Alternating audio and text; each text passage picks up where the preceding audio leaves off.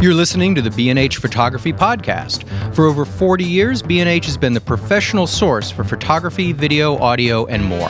For your favorite gear, news, and reviews, visit us at bnh.com or download the B&H app to your iPhone or Android device. Now here's your host, Alan Weitz. Greetings and welcome to the B&H Photography Podcast. Today we're going to be talking about the state of newspaper photojournalism, and we're fortunate to be joined by Todd Maisel, a local photography legend, if we may say so, who until recently was a longtime staff photographer for the New York Daily News, and he has over 53 covers to his credit. Also joining us is Andrew Sang, a former staff photographer at the Sacramento Bee, who is currently a Brooklyn-based freelance shooter.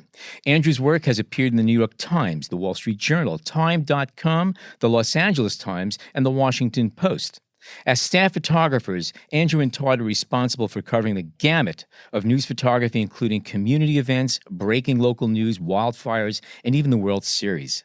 Today, we're going to be speaking with our guests about the differences between shooting as a staffer for a newspaper and the demands of doing freelance work. We also plan on talking about the many changes we have witnessed in news photography, especially at the local level, the depletion of staff jobs, which Todd can address specifically as the Daily News recently laid off many of the staff, including all of the full-time staff photographers. Welcome, gentlemen. Welcome to our show. Thank you. Thanks for having me. Appreciate it. There have been big changes here. I mean, I used to do magazine work, and that's changed a lot, but newspapers are dramatic. There have been a lot of squeezes over the past years, and now entire newsrooms are being wiped out. And you just went through that. Do you want to bring us a little bit up to speed? Well, you know, it wasn't a surprise. And people who think it was a surprise, I don't know where they've been. When Trunk first came in to take over from Zuckerman, Mort Zuckerman, who was the owner from the 90s. And can you clarify, Trunk, who that is exactly? Trunk is a national chain of newspapers and media organizations that have come together. I might even call them entrepreneurs. These were California newspapers that it started with. Am I correct about that? No, it's Chicago. They come out of Chicago. Chicago Tribune. So they originate from the Tribune. Gotcha. They did own the LA Times. They sold that to one of their biggest stockholders for $500 million. But there's inside dealing. Dr. Xiang, who is the owner of the LA Times, still owns over 1 million shares of Trunk. So there's a lot of back and forth, and I also noticed that they're using some of LA Times content in the current Daily News, and so there is still a relationship. It's a media conglomerate that started in Chicago and bought a bunch of newspapers. And they're in it to make money, and like any business, I understand that. And so when they got rid of all of us, and a lot of very good reporters, people I could not even believe that they got rid of. I wasn't that surprised. You can't run a business that continues to bleed money, tens of millions of dollars. How do you run a business like that? So on that point, though, you have a news organization that reports news. If you cut off the photographers and you cut off the writers, obviously they're going freelance because they're still putting up newspapers. But now we're dealing with freelancers. Now, how has that affected the quality of the imagery and the writing? Look, there's a number of freelancers out there who are very good. Yeah. And I think most of them have come to the conclusion long before this happened that they were never going to become a staff photographer there. So they were going to exist as freelancers. And there's upsides and then there's downsides. The upside is, well, you own your images. You own them. You have the copyright. The Daily News will use those pictures, and as long as they've given you the assignment, well, then they get to use those images too. Now, are you allowed to resell these images and profit by it? No, I do not own any of the images that I took for the Daily News. Even as a freelancer? As a freelancer, it's a different story. That's what I'm asking. You can sell your own images. Okay. Right. The Daily News, conversely, can sell for you. Okay. And then they have to pay the freelancer. Right. There are contracts for the freelancers who work on a daily basis. You sign a contract, and the Daily News gets to use your images, and then you have to hold them back for a certain period of time so that you're not in competition with them. And that's understandable. Yeah, that's fair. That's fair, except they owned my images. And that should have been enough for them, that they have perpetual rights to my images. And I don't have a right to those images, except I use them, and I tell people if they want a picture, well, they have to buy it from Daily News. That wasn't enough for them. They wanted to not have to pay benefits, vacation, sick days, workers' comp, legal. I can't see doing this job as a permalancer is what they're called out in the field now, working 5 and 6 days a week. To me, that doesn't seem right. That newspapers can get away with this. But they do. Can we just step back a little bit to go maybe walk us through a little bit of how this news came to you? I know you weren't surprised, and anyone who pays attention, over the years, we've seen it in Chicago, obviously, and in other newspapers, staff photography teams getting completely removed.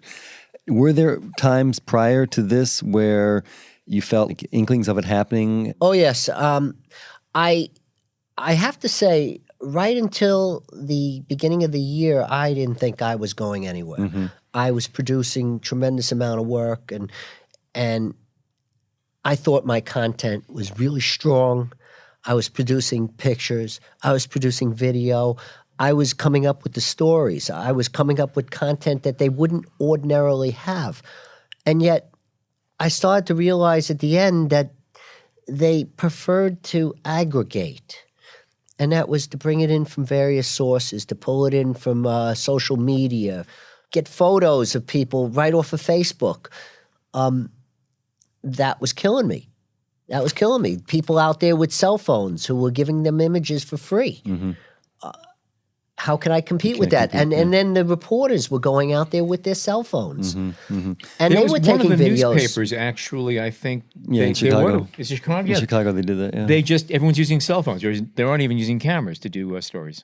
The Chicago Sun-Times did this a few years back. Yeah. 2013, And in fact, there's one of the editor, Jim Kirk, who did that, is now working for Trunk. So it didn't surprise me when this happened that he came in temporarily as an editor at the Daily News. That concerned me. They weren't updating our gear. My camera is 7 years old. I went to a company meeting, and I got up at that meeting. I said to them, "Look at what we're using. How do we move forward in the digital age?" iPhones. That was their answer. Seriously. Well, they gave us the answer in July. Yeah. July 23rd, they came in and said, "No more photographers." How many folks were on staff? How many photographers were on staff at that point? We had 10 staff photographers. All dismissed. Every single one of them, as good as they were, generating content that they could never get. They're not getting the content that they were. How many photography editors were on staff at that point, or at least can you estimate? They got rid of the assignment editor. Okay. But there's 3 others that are still there. Okay. And they need them. Yeah. Because somebody has to aggregate. Somebody has to farm and find the images. And it doesn't matter where you get it. So they have to have somebody to handle these images and put them into the web and or the newspaper. Out of the 10 photographers that were laid off, how many of those photographers are being still employed by the news, but on a freelance basis? Have they just said, you're no longer an employee, but you're going to continue to work for us? I haven't heard that. I don't think in all the years that I know of anybody that came back who was a staffer and was doing freelance. There may have been one that was doing a little sports work. So that's pretty pitiful. It's all about saving money and doing it for less. Look, the weekly newspapers have always done this. I mean, but that's a trend we've seen in all industries, no doubt, no doubt. Sure, and a lot of these companies want a lot out of you for that. And what the Daily News will probably find is that the dedication is not there, that the commitment's not there. If you're not going to work people more than 2 and 3 days a week, they have no commitment to you. They can go out and they'll get a great story. They may not bring it to you. They may bring it to Newsday or the Post. Yeah, Andrew, you're at the opposite end of the spectrum here, okay? First of all, how long have you been shooting? Commercially? I would say professionally I've been shooting, I guess. I got my start as an intern at the Sacramento Bee in 2014. Okay. And then I was hired on staff where I stayed on for about 2 or 3 years. And then I recently just moved to New York City, May 2017, so I've been freelancing since then. You had that coveted staff position, or at least that's what people want to say, and did you see this happening in the Sacramento Bee as well? Were staffers getting laid off, and why did you walk away from it? Does the Bee have any photographers left at all? I mean, do they still have staff positions? Yeah, so when I was there, I was the 10th photographer. I left the Bee, when was it? April 2017. Okay. So not long after I left, I moved to New York City. And shortly after, another photographer left. It was the same thing as Todd's situation. You see the writing on the wall. You see little signs here. A president of the CEO gets replaced, or the publisher steps down, an editor leaves. But overall, my decision to leave was a personal decision, grounded just in me wanting to be in a different part of the country, wanting to focus on myself and the stories that I wanted to tell. I was, in my eyes, in a very privileged position, relative to the visual journalism community. Full-time job, I had benefits, I had all the gear that I could possibly want, a company car. Are there any openings? It was Yeah, maybe for videography. I think I'm moving out there. California is a great place. But yeah, my decision to leave the company was more rooted in a personal decision. Right. But now looking back, it seems that I was sort of running away from it. I did see the signs of where visual journalism was heading in newspapers and the demands of it. I think Todd had mentioned, having to shoot photo and video in one assignment. I'm young in my career right now, and I'm very much trying to master photography, and I felt that I couldn't really focus on achieving that goal if I was also trying to produce mediocre video. And there are amazing visual journalists that are able to do both, and I commend them for that. But I had a hard time focusing on that personally. Imagine, yeah, no doubt. And how's it going here then? I mean, how are those steps in finding the freelance work that you want? And do you feel that there are advantages to freelance for you, other than kind of trying to find your own vision? At first, it was pretty tough moving here. The biggest thing is adjusting to that freedom in the sense of having total control of your decisions, but also the dark side of freedom, the weeks maybe of trying to find work and trying to establish connections and networking. It took time, and I think I recognized moving here that it would take time and that there would be some level of failure with that. You're younger though, and you're probably willing to work for less than I would want to work for. Yeah, I don't know if you have a family support or children or whatnot, but there are so many things to consider when age comes into play. I have the freedom to really try to achieve a level of success where failure is expected. I came here with the mindset knowing that, I'm 26 years old. If it doesn't work out, I can always just move back to the West Coast and try to find something there. But now everything's going pretty well. It's been about a year now, and I've sort of looked at everything as a stepping stone to the next level, and I'm at a place now where I'm pretty comfortable and I don't have to worry about making rent or anything financial like that. But it's not newspapers that you're making the money on, is it? No, absolutely. Yeah, that's true. Actually, I'm pretty lucky in that I get to shoot for the editorial clients that I want to work with. But that's only 4 or 5 times a month. Right, but the commercial jobs hold you over. Exactly. Whereas what happens in the business now is it used to be that you'd have one client and you'd depend on him. A lot of the more successful photographers that I'm finding are the ones who have a diverse clientele. They have commercial, they have PR work, they have the newspaper that they're doing several days a week. And together with all of that, they're able to survive and do, and in some cases, the people that I know who are the permalancers out there, what we call them, they're doing great. Mm-hmm. Yeah, Todd's right. Most of my income, for example, like I said, I do get to shoot for editorial clients, but I'm also doing a bunch of commercial work on the side. A lot of random gigs like fashion photography and stuff that pays really well, and is kind of, I guess, the bread and butter of being a freelancer. So one of the biggest things about moving to New York City was sort of, you have to rebrand yourself. You're no longer just a photojournalist. I have to do all of these other assignments on the side that, are going to hopefully pay my rent. Speaking about paying rent, say you to go out right now and you took a photograph and sold it to the Daily News. How much are you actually coming home with? What do they pay for a photograph? Say you just grab a shot. You were at someplace and something happened. You got it and they want it. What are they paying these days for a picture? It could be anywhere from $1.50, $150 to the sky's the limit. Depends on what you have. Okay. When I was a freelancer, I remember days where I'd make $100, $150, or I'd come up with a job and I get $1,000, and then I'd have resale on it. I had one picture back in '93 that I did freelance. It was the Golden Venture coming up in Queens. It was a big ship with Chinese immigrants jumping off. I ended up making $20,000 on resale. So, you were working freelance at the time, or that was just a shot that you got on your own while you were still contracted with the Daily News?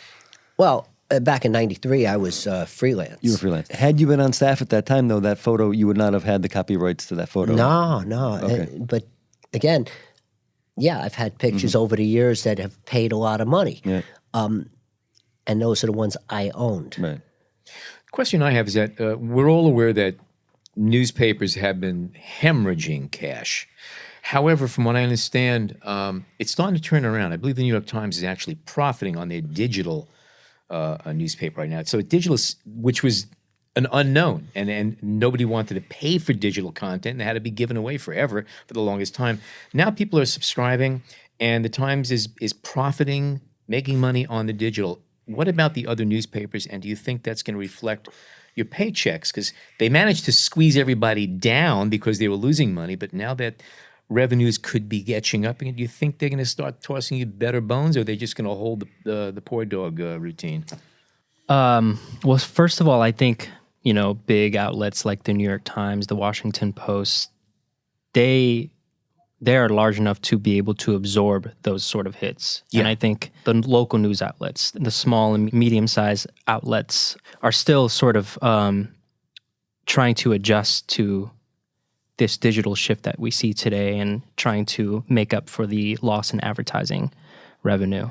I think people are getting a little more used to the idea of paying for digital content, whereas it used to be, well, it's coming to me on my phone. Why should I pay for it? But I think people are changing their attitude about that. I know my attitude's changing. I'm starting to look at digital assets as, they're worth the money. It's okay to spend a few dollars for something, even if it's just a digital form of it.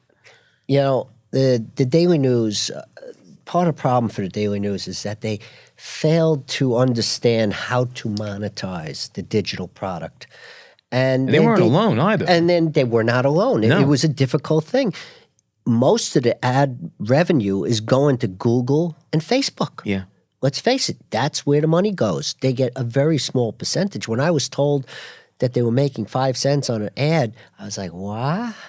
How do you survive on that? You don't. Let's go back to the New York Times, though. The New York Times has a subscriber base, and that is very important in this business because it's important to the advertisers to know that the people that are going to the website are committed to it. Yes. They're committed to the product. And if they're committed to the product, then it's worth advertising with them.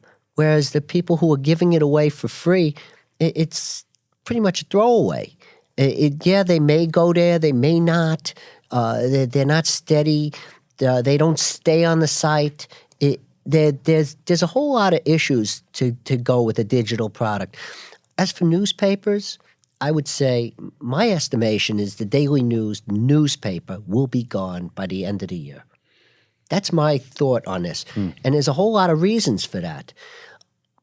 You can see what Tronc is doing. The other day, they offered the drivers and the printers and the mailers almost $500,000 to go away. A buyout?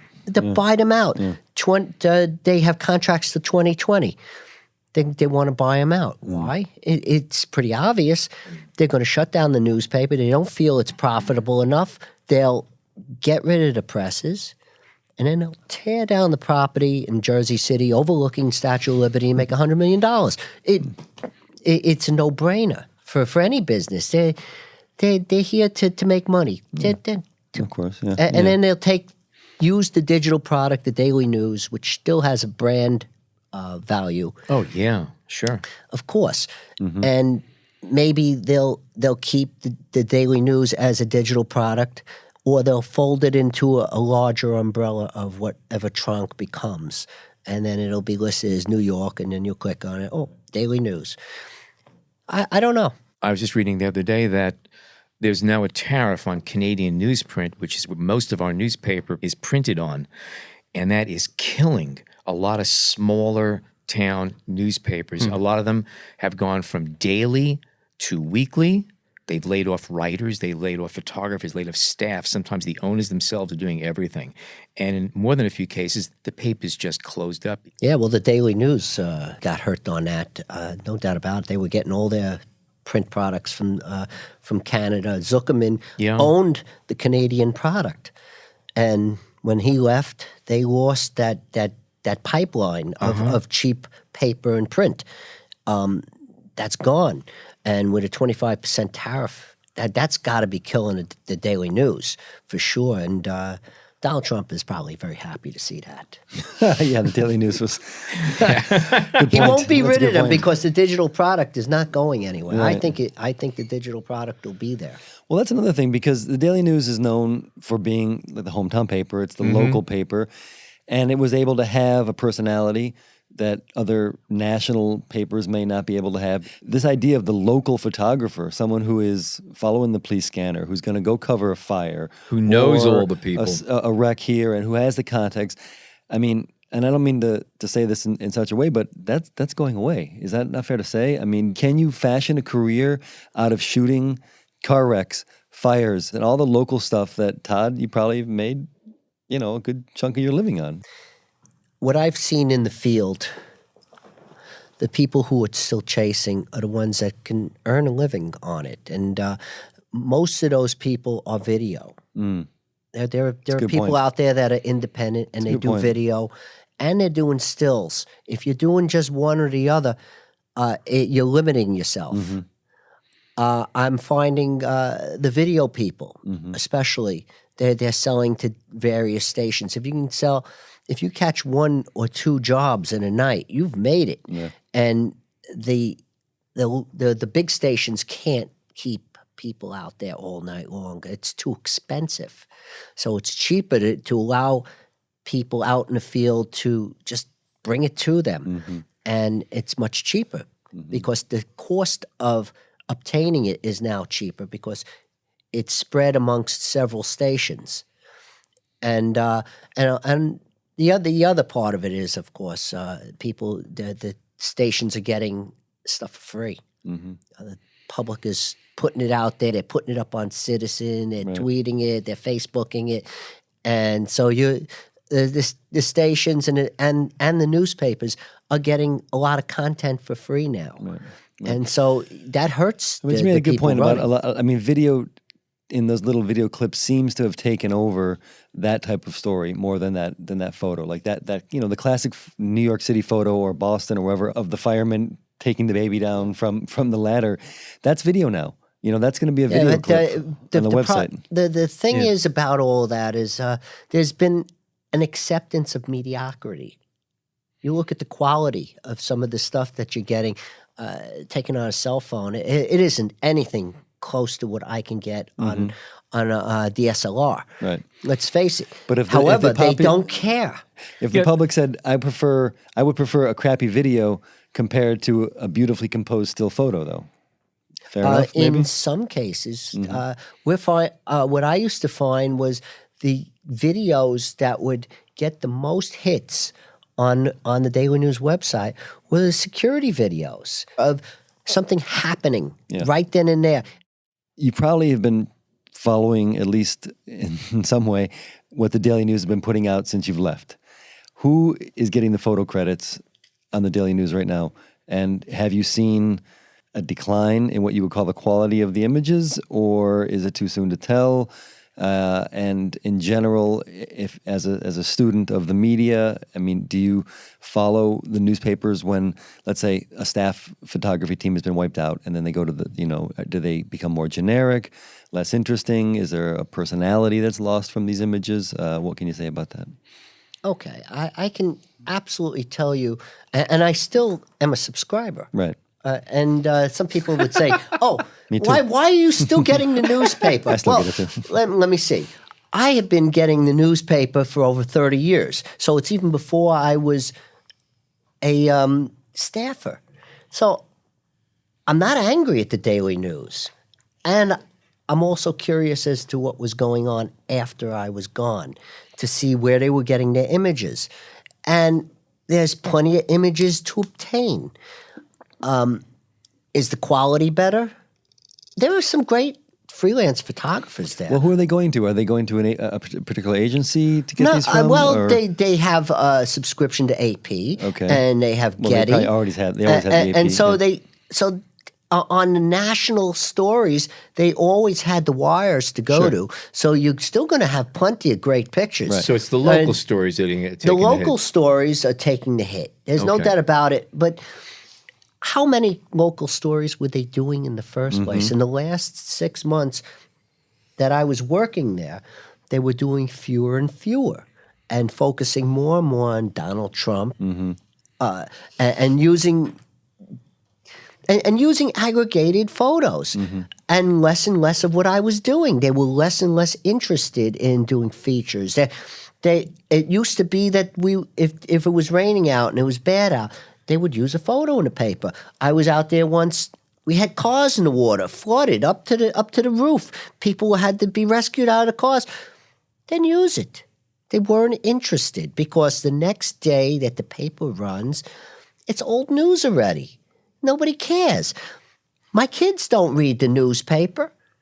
So what do they need me for? That's a really good point, though, about the cycle and the speed of the cycle of the news coming out. Don't read the paper. And the fact that, well, even if the trend is going away from reading newspapers, the cycle is so fast that, like you said, they're going to see that image of a car being flooded. So it doesn't make it worth the newspaper to run it the next day for that very same reason. But on the converse side, they had the ability to use it right away, and they weren't. Right, in the digital version. They didn't have the personnel enough to put it together and say, well, here's going to stand by itself. They really lost in this past year, they lost that local idea, that immediacy of what was going on out there to some degree. All right, we're going to take a short break, and when we come back, we're going to talk about new opportunities in photojournalism. Stay tuned. We hope you're enjoying this edition of the B&H Photography Podcast. Send us a tweet at BH Photo Video, #BH Photo Podcast. Okay, we are back. Andrew, I want to come back to you. You are the new guy on the block here. You had yourself a staff gig, which is sort of like an unheard of thing, and you worked there for years, and then for reasons that you already explained, you decided to go freelance. Before you get to what you're doing now, let's talk a little bit about the Bee, working there. And what was your your day-to-day like as a staffer, and what didn't you like about that? Yeah, so a typical day at the Sacramento Bee looked like I shot 1 or 2 assignments, usually 1, which I really loved. It gave me the opportunity to kind of research, prepare for that assignment, and take the time to edit that assignment. That was something you had to do that day and have it back to them. These are one-day assignments, or you had, or did it really vary? It varied. Okay. Whether it was a feature story, whether I was, photographing some food at a restaurant. If it was breaking news, obviously I had to have it in pretty quick. If it was a daily assignment, I had to have it in that day before the print deadline, of course.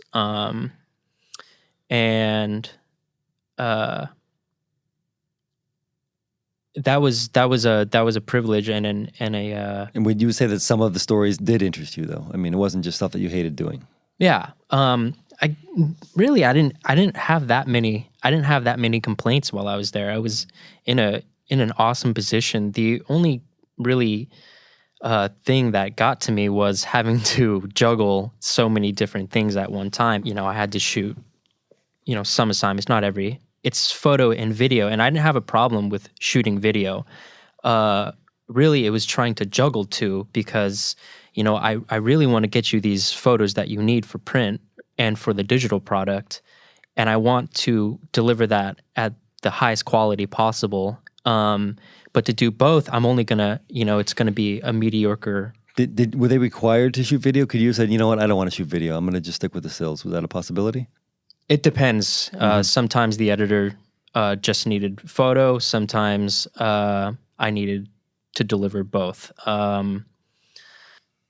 If someone needed video, I had to deliver that. I couldn't just say no. But was there a priority when you went out? Was it always stills are the priority and get video when you can, or vice versa, or was it up to you? That again varied. If it was going to run in the print edition, photographs are take the precedence. That's priority number one. But if I'm heading to a fire that just broke out, I have to go out there and sort of get some video of like a fire officer explaining the situation, and then also get the photos and deliver those as well. But it really wasn't. That wasn't the factor behind why you wanted to leave. It sounds to me like that. I mean, you had kind of a plum gig, but you wanted to expand your creativity. You wanted to work on personal projects. You wanted to try a new location. You wanted to move to New York, where it's all happening, right? So you said, "All right, I'll make a break and I'll go give this a shot." Right? Is this? I was comfortable, and I think what I found out for me was that, and not for everyone, of course. Like I was comfortable, and I felt like maybe I was growing a little complacent in trying to experiment and whatnot. Because when you're shooting for a newspaper, you're shooting for one client, and there's sort of visually, I know what they're expecting and what they need. And so it was very much a personal decision to sort of move on. And one of the great things about deciding to go freelance, is that you're not just shooting for one client, you're shooting for a range of clients. Right. Instead of shooting for one, I can shoot for this client, and other clients that I'd never even considered that I'd photograph for. Right. That's a good point. Yeah. So. All right. So let's talk a little bit about some of the advantages in what we're calling the new newspaper medium, where it is really a digital platform. And as a photographer, did you see advantages that you wouldn't have found when it was just straight newspaper, print newspaper? I think the stories that are able to be told digitally are much more varied. Like within print, you're sort of confined within that space, and in digital format, there's just a wider range of stories that I guess that are able to be told in that format. There's so many more platforms that you could be publishing on. If the Daily News is doing this type of thing, or the Newsday or the Times is doing this other thing, it just gives you more variety as a freelancer, and I certainly see that. Yeah. You have a whole lot of clients, and you get to do a whole lot of different things. Working just as a staffer, you're concentrated on what they want. Right. I thought it would have mattered that I was doing stills and doing the video and coming up with content and doing some of the story work and coming up with quotes. And it Would it didn't have seem had- to matter. Do you make pitches along those lines to editors here or elsewhere when you find a story that you might want to cover or follow? Yeah, I'm definitely pitching my own stories as well. To go off what Todd said, in terms of working within the confines of print, in the digital space, that might find a home. Mm-hmm. And certainly newspapers, they may have an Instagram feed that they could use that for, or they may have a blog that's separate from their news outlet, and they could use it there. So, I mean, there are advantages when there are these multi-platforms, no? Yeah, absolutely. Recently, I pitched a story at the New York Portfolio Review, and I pitched, not really pitched, but I showed the story to an editor, and she said, "Oh, this could possibly work great with our Instagram stories and on our Instagram feed." Different digital media, they now present galleries, and different publications on digital platforms do a better job than others. I mean, certainly the New York Times does an incredible job with some of their freelance work, and they're on board. And if they accept an assignment from a freelancer, they seem to be committed to it, and you can see it in the work. That's why I subscribe to Times, because their work is quality. There are some platforms that they're mediocre, and they're not going to grab the subscribers because they're not investing. The New York Times is invested. The Washington Post is invested. Right. Even some of Trunk's properties are doing better things than others. The Sun Sentinel does incredible work down there in Florida. Yeah. They do a really nice job, and they're commit, and they have 8 photographers. What changes, what could we see going forward? What kind of changes would you guys think would enable a small, and the Daily News is not small, and New York's clearly not a small market, but let's say a local newspaper that wants to do quality work, where should they invest? I mean, in order to kind of go forward? I think that you invest in your people. If you understand your readership, you become interactive with them. You respond to what they want to see and what they want to hear, and you show an interest in that community, you'll do okay. There's a number of papers around the country that are doing okay. It's not an across-the-board thing where papers are failing. Yeah, they're failing to a lot of degree because the millennials don't read it, but there's still solid readerships in different communities. And Are you going to take that? All these millennial bashing that's going on here, man? Come on. You don't understand all that. My kids are millennials. I think in creating quality product, you have to adjust in the way that readers want to read the news. Millennials do read news. It's just the way, but not on the newspaper per se. It's just the way in which we choose to read the news. Like I could tell you right now that, I mean, I've got a few years on you, and I love reading the especially the New York Times, especially in the morning. There's something about holding that paper and reading it. I know the rhythm of the paper. I know where to find what I'm looking for. And it took me a while to start getting used to the digital version of it, which I get automatically when I subscribe to the paper version. Now we get 7 days a week. I think I take it with me twice a week on the train. Otherwise, I catch up on my phone because I finally figured out how to read the paper on my phone. Because it's a totally different experience. It really, really Well, is. you're talking about reading. Let's talk about photos. I mean, how often back in the day would you look at the cover of a newspaper and you would buy that newspaper because of the photo? That's a very good point. And I can tell you right now that when I'm on, I'm reading the news, and there are occasionally, there's one photograph usually to go along with it just to add a bit of color to the screen. But no, that's very good point. I'm not reading photographs. I'm reading articles now. And even the simple size of the photos. I mean, obviously, there can be great photos taken, and digital photography is wonderful. But when you're looking at it at this size, it's the size of a postage stamp. A great photo will still draw you in. I don't care what anyone says. It will still draw you in, but it's not the only factor anymore. Sometimes it's just the nature of the story. I always went through the numbers that the Daily News was getting, and I would see what stories were getting the hits. And God knows, you can have a triple homicide in the middle of Midtown, but Kim Kardashian was getting more hits. What did she do? Whatever. Did it matter?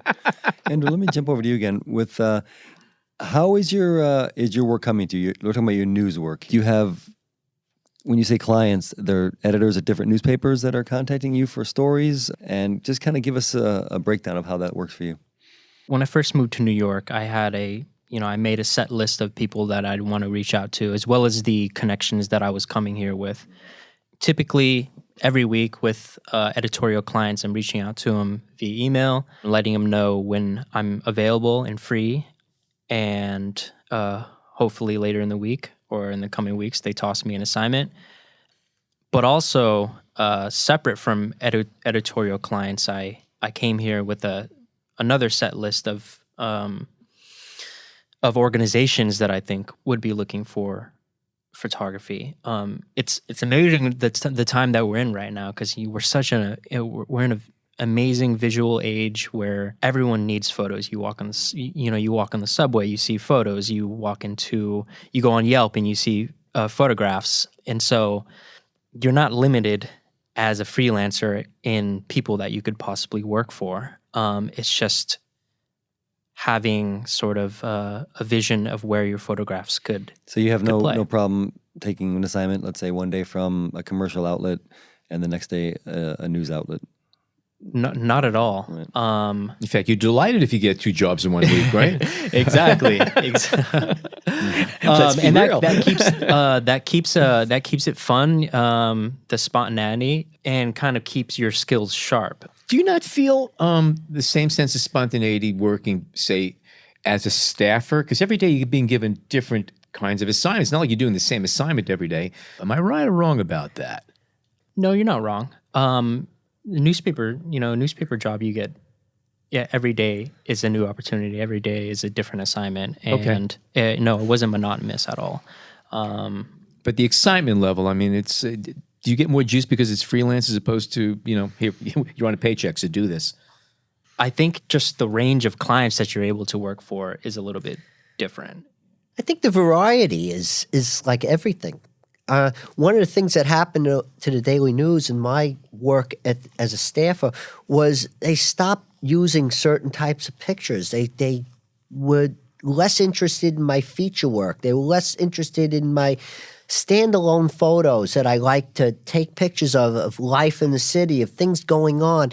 They wanted me to go sit at somebody's house and wait for them to come out because they were part of a story, and I'd sit there all day and not make a single photo. And they were more interested in that than me making some beautiful pictures of children on the street, playing in the street. They were less interested. This was the stuff that I used to do. We used to be involved in all the stories, the major stories.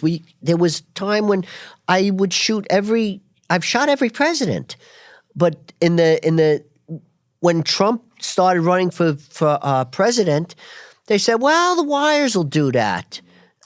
All of a sudden, we weren't doing it. They decided, well, if the wires are there, we won't send anybody. I went to the Democratic National Convention. That was probably my last really big story. And I was competing against the wires, so I was trying to do different things.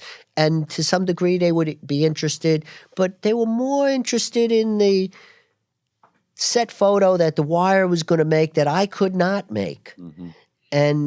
And so they started to decide, well, why do we need to send him there?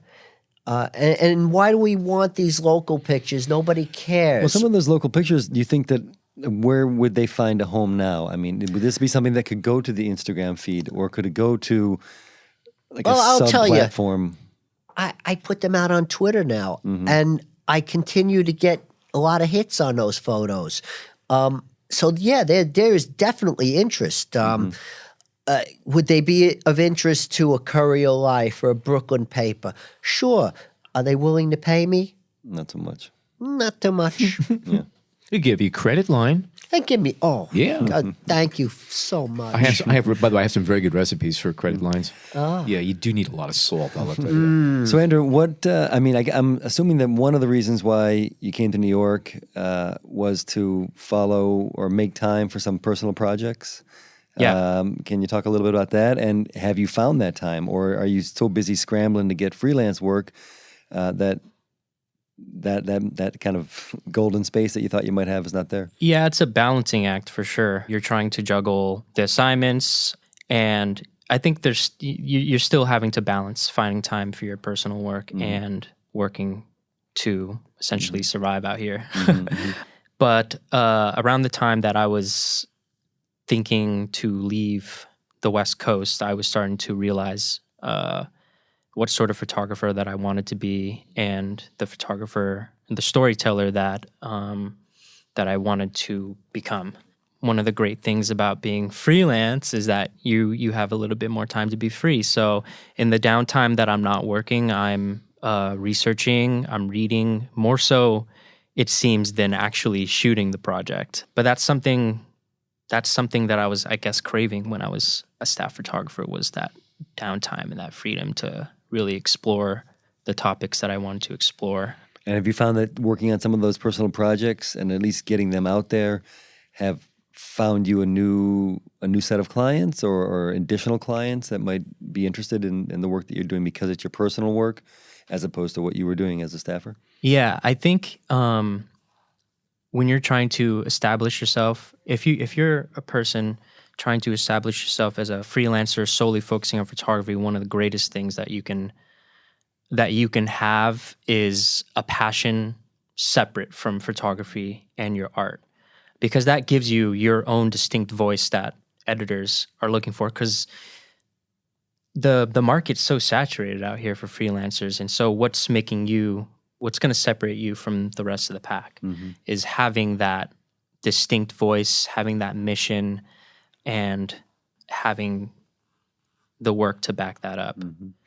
Yeah, I guess another advantage too, and you hinted at this before, is that you may be getting a call from an editor in California or Washington, and they know you're in New York, and there's, all right, here's somebody I know, somebody I trust, let me ask him to get that story, where you would never got that before because everything you were doing was just the Sacramento or the local stuff. A lot of my personal projects, or at least one of my personal projects now, is rooted in portraiture. And so, editors, they have like this set list of, who can I choose now that would be great at this portrait, or who can travel. Like, I have a car here, so when I moved here, I had a newfound sort of realization that I wanted to focus on racial justice. So I reached out to some social justice organizations like Color Lines and the Opportunity Agenda. And for editorial clients, I've been fortunate to just been able to be like rooted in New York City. So the New York Times Metro Desk, I've been able to establish some pretty good connections there. Regarding the social justice groups that you mentioned, that kind of leads us to your point earlier, which is that everybody needs photos. I mean, back in the day, an organization like that might put out a newsletter and they probably wouldn't have a photo in it. But nowadays, they have their website and their Instagram feed, and they want photo after photo after photo. It may not be a lot of money, but it will create a little bit of work for you. Everyone needs photos, whether that be for their marketing campaigns or their digital platforms, social media. And so that need for visual content is most definitely there. Okay, is any last comments people want to make? Sure. Yeah, let's hear it. Sure. Look, here I am. I might do some freelance. Yeah. What I recommend to people coming into the business is that you learn business. You learn how to operate your business. So many people I talk to, I speak to photojournalism classes all the time, and I hear that they didn't take a business class. They don't know how to make an invoice. They don't know how to make consent forms. They don't, and you probably know all about that. I have to agree with you on that, because early on when I first started freelancing, I mean, I didn't think about the fact that, I just made $1,000. I could spend $1,000. No, you can't do that. You have to put it away for taxes. You have a lot of things you have to take care of. You have to understand contracts. You have to understand billing. okay? And you can't say, well, I don't want to bother you, but it's been 120 days. No, you're not bothering them. They're bothering you at this point. So it takes a very different attitude. It's not just, taking pretty pictures is wonderful, but there are a lot of very creative people out there who never made money on their work. And at the same time, there are some people who are just fair, but they understand business and they do very well. So that's a very good point. That's a real important point. That's very important. Yeah. Yeah, definitely. That's where the business is going. Yeah, you have to be an entrepreneur. And definitely, you know, one of the biggest obstacles for me was being able to adjust to that and be able to accept the fact that I'm in charge of my own financials and I have to make sure that I get paid, and I have to learn about these business aspects that are going to keep me sustained as a photographer, or else I'm not going to be able to be a photographer as a business model. Very strong point. Yep. Gentlemen, thank you so much. Todd, if people would like to see more of your work, where should they be going? Todd Maisel, visualjournalism.com. Okay. And you can connect with me at Instagram, just my name, Andrew Sang, ANDREWSENG. Okay. Thank you very much. You know, it's really terrific talking to you. For those of you who are not subscribers, we're waiting for you. We love you. Please go to iTunes. Go to, what are all the other places that we can get our... Well, yeah, go to iTunes, iTunes, you can go to Spotify, you can go and to Overcast, Stitcher and Overcast. Stitcher. Just Google B&H Photography Podcast. All right. Okay. On behalf of John, Jason, and myself, as always, thank you so much for joining us today.